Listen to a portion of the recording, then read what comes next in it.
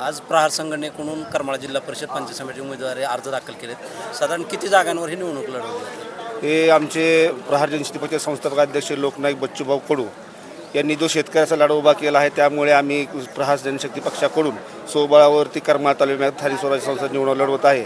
यासाठी आम्ही केम जिल्हा परिषद गट आणि ही सारे गण आणि ह्या पांडे गटातून जिल्हा परिषदसाठी 3 अर्ज आज भरलेले आहेत.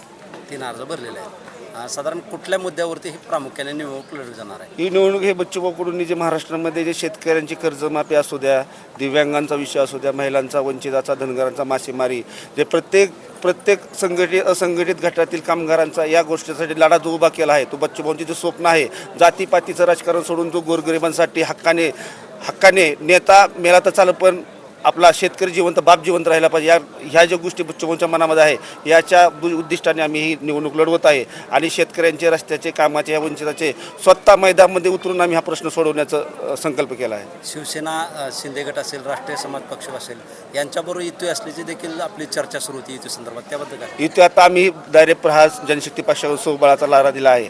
जर आमच्या संघही करायचं असेल तर ते आम्हाला चळवळीतल्या नेत्यांना संबंधित पाठिंबा देतील. प्रचारामध्ये साधारण बच्चूभाऊची सभा वगैरे काय होईल?